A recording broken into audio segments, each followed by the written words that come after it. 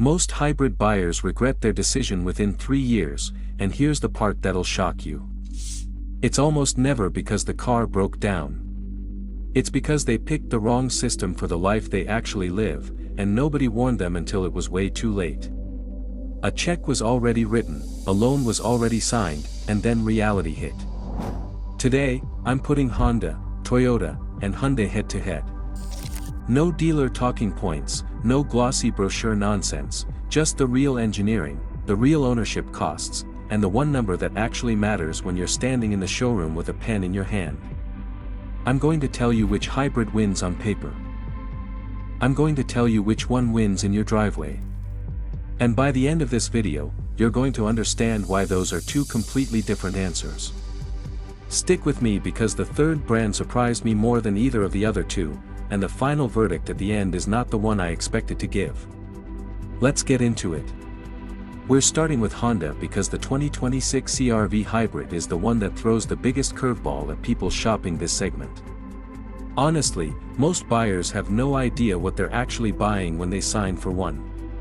Here's the thing, the CR-V Hybrid does not work the way you think a hybrid works. It uses 2 electric motors, not 1. 2. And the relationship between the petrol engine and the wheels is fundamentally different from anything Toyota is doing on the same lot. Let me say this in plain English, when you're driving around town, sitting in traffic, or running errands, the petrol engine in your CR-V Hybrid isn't even connected to the wheels. I'm serious. It's just sitting there acting like a generator, making electricity that feeds the motors, and those motors are what actually drive the car forward. You are basically driving an electric vehicle in stop-and-go traffic with a petrol engine humming along in the background, just topping off the battery. It's only when you hit highway speeds that a clutch locks in, and the engine starts driving the wheels directly. The result of all that engineering is something Toyota genuinely cannot replicate. You get an electric vehicle feel in city driving. It's smooth, quiet, and responsive, with none of that engine droning you hear in other hybrids, and none of that rubber band sensation where the engine sound doesn't match the speed. For anybody who spends their mornings crawling through commuter traffic, this difference is real, and you feel it from the first block. The CR-V Hybrid is rated around 5.88 liters per 100 kilometers in the city and 6.92 liters per 100 kilometers on the highway, resulting in about 6.36 liters per 100 kilometers combined. And here's what's wild, the city number holds up in real-world driving because that 2-motor system is incredibly good at recapturing energy every time you lift off the pedal. Total horsepower comes in at 204. While this matches the RAV4 on paper, the feel is distinctly different. The Honda feels punchier at low speeds, more immediate and responsive when you demand acceleration, thanks to instant electric torque. There's no hesitation, no waiting for a petrol engine to wake up. For drivers who spend most of their time under 72 km per hour, the CR-V Hybrid might honestly be the more enjoyable daily machine on this entire list. But I have to stop right here and be completely straight with you, because this is a question that keeps flooding my comment section, and I refuse to bury it just to make this video flow nicer, the injector issue. Some CR-V Hybrid owners, not all, but a documented group, have reported problems with the direct injection system, including carbon building up on the intake valves and injectors failing earlier than they should. Honda has not issued any broad recall on this. It's not an epidemic, but it is a real pattern. It shows up on owner forums, it shows up in publications like Edmunds, and it shows up across multiple model years. So, here's my honest advice: if you buy a CR-V Hybrid, plan on a fuel injector service somewhere around 96,500 to 112,600 kilometers. Budget for it. Put it on your calendar. Don't get blindsided by it 3 years in. That's just the reality of owning this platform.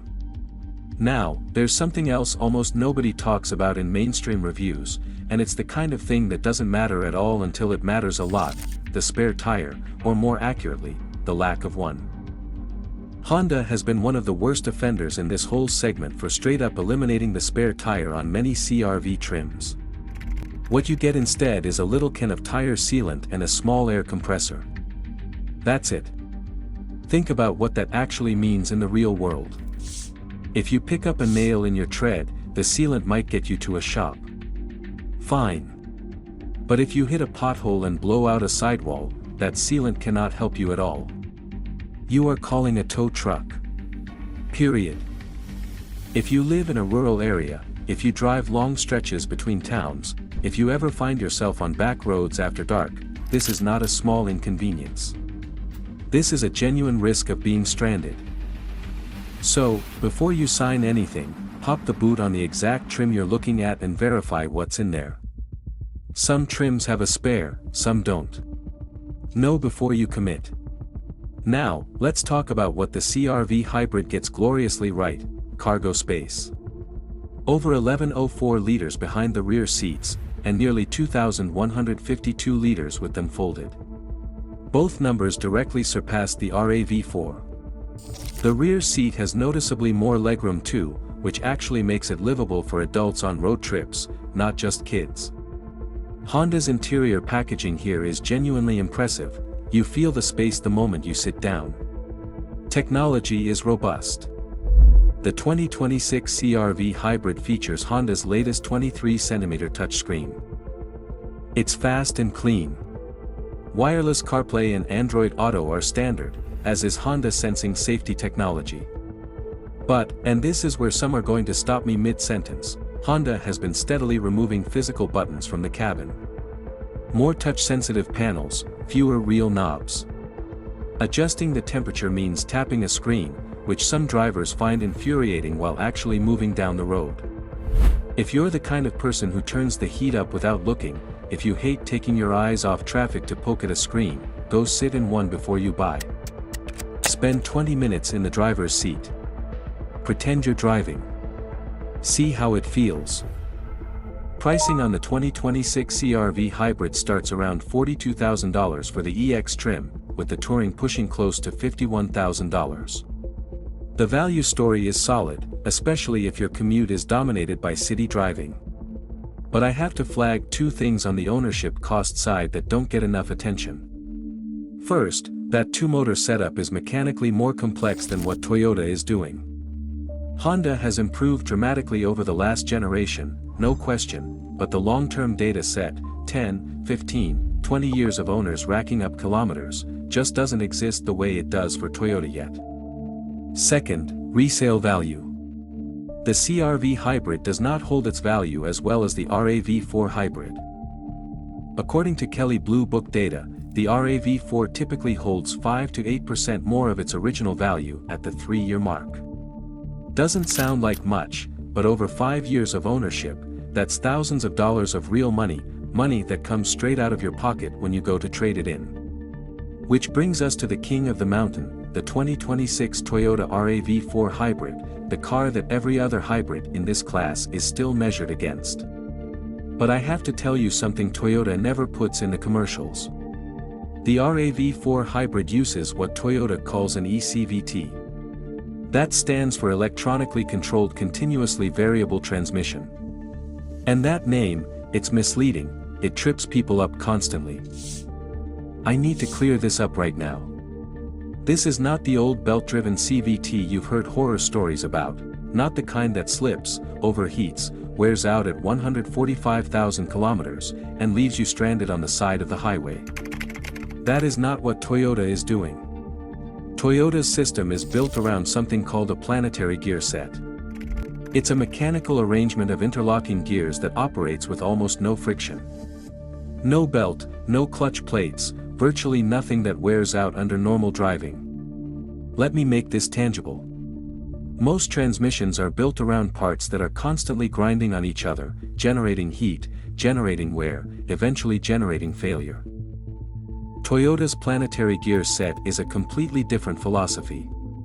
It's more like a mathematical relationship between spinning gears than a mechanical battle to the death.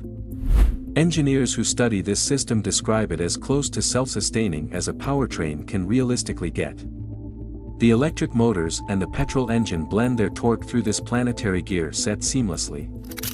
The computer is making decisions every single millisecond: how much electric? How much petrol? how much to each wheel. And the whole thing happens completely invisibly. You don't hear it. You don't feel it. You just drive. It's genuinely brilliant engineering, and it's the reason you'll find taxis in Japan with 483,000 kilometers on the original drivetrain still running fine. It's the reason you'll find rental cars in Arizona that have been absolutely hammered by 1,000 different drivers, and they just keep going. But nothing is perfect, and I would be doing you a disservice if I didn't tell you about the one thing that drives a real percentage of RAV4 hybrid owners absolutely crazy: the engine noise under hard acceleration. Here's what happens: because the eCVT doesn't shift in the traditional sense, there are no gear ratios clicking into place when you floor it. Instead, the petrol engine climbs to a fixed RPM and just holds there, holding while the car keeps accelerating forward underneath that constant engine drone. Drivers call it the rubber band effect.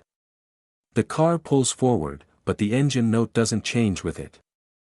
It just sits there howling until you back off the pedal. Does it hurt anything mechanically? No. Is it dangerous? Not at all. It's 100% by design. But if you're sensitive to cabin noise, if droning sounds drive you nuts on a long drive, it is going to get under your skin. I've talked to RAV4 owners who said they got used to it in a week. I've talked to others who said they noticed it every single day for 5 years. Test drive it hard before you decide. That said, the reliability record on this thing is frankly hard to argue with. Consumer Reports rates it among the most reliable vehicles in its class, year after year. Owner data backs that up consistently. This is not a car that surprises you with unexpected repair bills. This is the car you buy when you want to stop thinking about your car entirely. Fuel economy numbers are equally impressive. The EPA rates the RAV4 Hybrid at around 5.88 liters per 100 kilometers combined, and real-world owners are seeing 6.03 to 6.36 liters per 100 kilometers in mixed driving. That gap between the official rating and real-world performance is remarkably small. Most hybrids take a big hit when you leave the lab. Toyota closing that gap matters. It means what you see is what you get. The all-wheel drive system deserves a real minute of your attention. Toyota puts an independent electric motor on the rear axle, completely separate from the front drivetrain. There's no drive shaft connecting the two.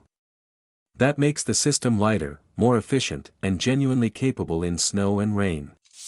If you live in the Midwest, the Northeast, or the Pacific Northwest, this matters.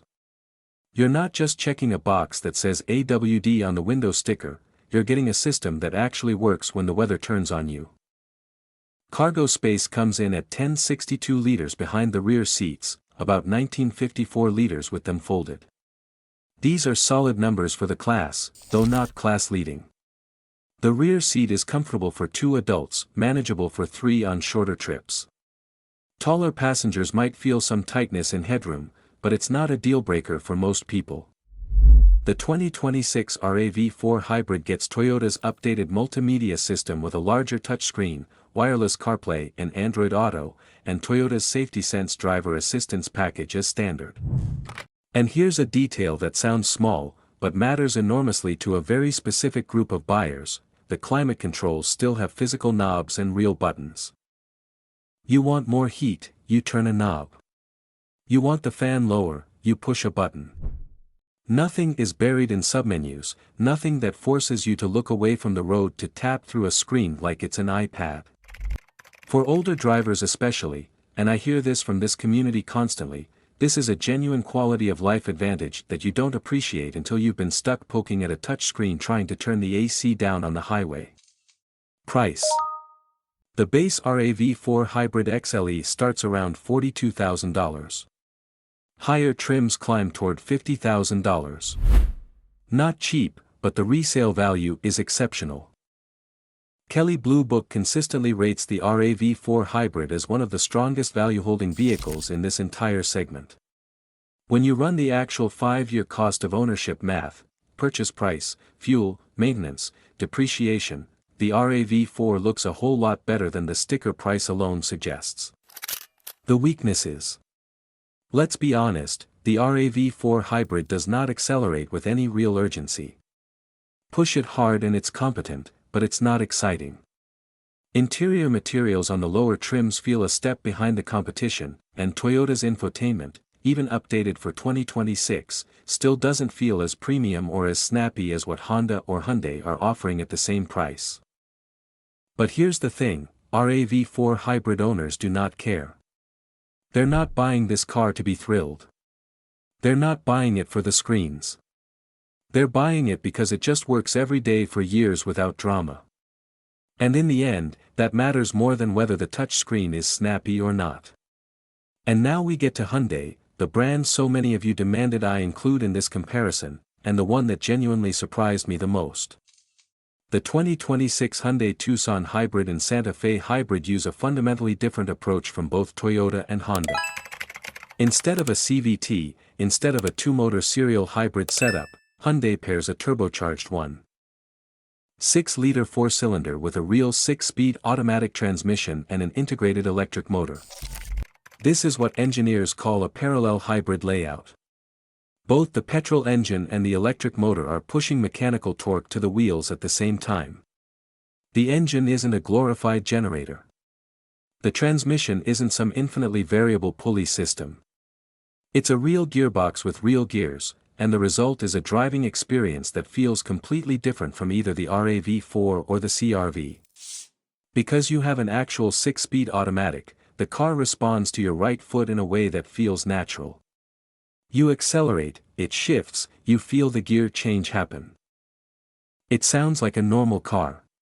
For anybody who grew up driving normal cars and finds CVT behavior weird, droning, or just off-putting, the Hyundai system is immediately more intuitive.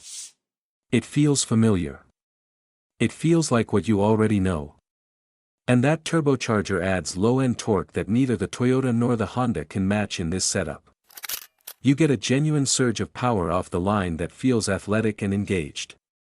If the way a car drives actually matters to you, if you want it to respond when you ask it to, Hyundai is playing a completely different game here. Fuel economy lands at around 6.03 to 6.19 liters per 100 kilometers combined for the Tucson Hybrid. This is slightly below the RAV4 in real-world numbers. The Santa Fe Hybrid, being a larger 3-row vehicle, comes in around 6.53 to 6.92 liters per 100 kilometers combined. Neither number is bad, both are competitive. But here's the catch, the turbocharged engines in these Hyundais recommend premium fuel for optimal performance. At today's fuel prices, running premium instead of regular adds up over tens of thousands of kilometers. That's real money. Put it in your ownership math before you decide. The all-wheel drive system Hyundai uses, called HTRAC, is a conventional mechanical setup with electronic control. It's well regarded and handles winter conditions effectively. Capability-wise, it's right there with the RAV4 and CR-V. Cargo space on the Tucson Hybrid is about 1096 liters behind the rear seats. Very competitive, but the Santa Fe Hybrid steps it up enormously with its 3 rows and 7 seats, offering around 2010 liters of cargo with everything folded flat. If you occasionally need to haul a lot of people, if you have kids and carpool duty, the Santa Fe gives you a tool that the RAV4 and CR-V simply cannot offer. On technology, Hyundai has honestly been the most aggressive of all three brands. The 2026 Tucson and Santa Fe hybrids get a large curved digital cockpit, a fast central touchscreen, a heads-up display on the higher trims, wireless CarPlay and Android Auto, and over-the-air software updates. The interface is slick. It feels modern. It feels expensive, honestly. However, like Honda, Hyundai has gone heavy on touch-sensitive controls with fewer physical buttons than Toyota. For buyers who want tactile simplicity, especially older drivers, the RAV4 still has the edge for actually using the car without looking away from traffic. Now, let's talk about the card Hyundai plays that Toyota and Honda simply cannot match, the warranty. Hyundai backs these vehicles with a 10-year, 161,000-kilometer powertrain warranty. That is not marketing fluff. That is real coverage that materially changes the total cost of ownership, especially if you're planning to keep the vehicle past 96,500 or 112,600 kilometers, where complex powertrain components start showing their true character. The Tucson Hybrid starts around $38,000 for the base blue trim. That makes it the most accessible entry point of all three brands today. The Santa Fe Hybrid starts around $45,000. For what you get, the technology, the 3-row option, the warranty, the driving feel, that's a serious value proposition. The weaknesses. Turbochargers add complexity, that's just physics. A turbocharged hybrid combines two technologies that each have their own maintenance needs. The turbo needs clean oil at regular intervals. Miss an oil change on a turbo engine and you're accelerating wear on a part that is not cheap to replace. This is not a reason to avoid the Hyundai. The 1.6 turbo is not exotic technology, but it does demand more diligence from you than Toyota's setup does. Hyundai's reliability scores in J.D. Power surveys have historically trailed Toyota. The gap has narrowed meaningfully in recent years, but it's still there. Honestly, that 10-year warranty partly reflects that history.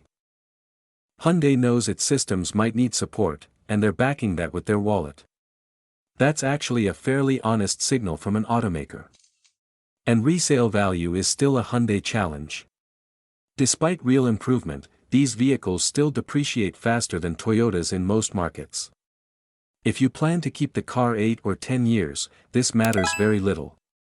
If you rotate vehicles every 3 to 5, Toyota wins that math almost every single time. Now, let me hit you with something nobody discusses enough: battery replacement costs. Toyota's high-voltage battery is warranted for 8 years or 161,000 kilometers. Out-of-warranty replacement is roughly $3,000 to $4,000. And there are documented RAV4 hybrids crossing 322,000 kilometers on the original battery pack. Honda's lithium-ion battery is also warranted for 8 years or 161,000 kilometers. Replacement estimates run $3,000 to $5,000. Hyundai's battery falls under that 10-year powertrain umbrella, with similar replacement costs, though the long-term field data is less mature, simply because these systems haven't been out as long. So, what does this all actually mean when you're standing on the lot, pen in hand, about to make a decision you'll live with for the next decade? Here's how I see it. If long-term reliability is the top priority, if you want the hybrid most likely to give you the least drama over 10 years and 322,000 kilometers, the Toyota RAV4 Hybrid is the standard. This whole segment is measured by its planetary gear system, its track record, its resale value, its real buttons, and its real-world fuel economy. It all adds up to the safest, most predictable long-term bet in the class. This is the car for buyers who never want to think about their car. If you drive mostly in a city or dense suburb, if mornings are stop and go, if you want the smoothest, most EV-like low-speed experience with the most generous interior space for the money, the CR-V Hybrid is genuinely compelling. Just go in with your eyes open. Know about the spare tire before you need to know. Plan for the injector service around 104,600 kilometers. Understand the long-term data is still being written. And if driving feel matters to you, if CVTs drive you up a wall, if you want a vehicle that actually shifts gears, that responds when you push the pedal, that gives you real low-end torque, and if you want a warranty that has your back in a way Toyota and Honda simply do not match, then the Tucson Hybrid and the Santa Fe Hybrid deserve way more credit than the automotive media is giving them right now. One more question before I let you go. It's the question I keep getting from one specific group in the comments: senior buyers, older drivers, people who've owned cars for 50 years and just want something that works without surprises. Which one is easiest to actually live with? That answer, based on everything I've reviewed, every owner data point I've looked at, and every piece of direct feedback from this community, is the RAV4 Hybrid. Physical knobs, intuitive layout, nothing buried in menus, a drivetrain that has proven over and over again that it will not surprise you with a big bill before 161,000 kilometers. That is worth something real. For a lot of buyers, that's worth more than better screens and more horsepower put together. But I'm leaving you with one more thing, because honestly, I don't know the right answer for every single buyer, and I think you might know something I don't. We've covered reliability, fuel economy, cost, space, tech, depreciation. But there's one variable I haven't fully tackled yet. And the early data I'm looking at is making me reconsider one of the verdicts I just gave you. What happens to all three of these hybrid systems in extreme climates? Cold weather battery degradation in the Tucson Hybrid, high altitude turbo behavior in the Santa Fe, desert heat on the CRV's cooling system, long-haul thermal management in the RAV4's battery pack. I'm building that comparison right now, and what I'm finding is not what I expected going in. So tell me in the comments, what climate are you driving in? Snow and ice. Desert heat. High altitude. Coastal humidity. And which of these three systems do you think actually survives it best? Because your real-world data, from real people who own these cars in real conditions, is more valuable than any lab test I've ever read. And if you already own one of these and you've crossed 161,000 kilometers, I really need to hear from you. Drop it below, because the next video is going to be built on what you tell me. I'll see you in the comments.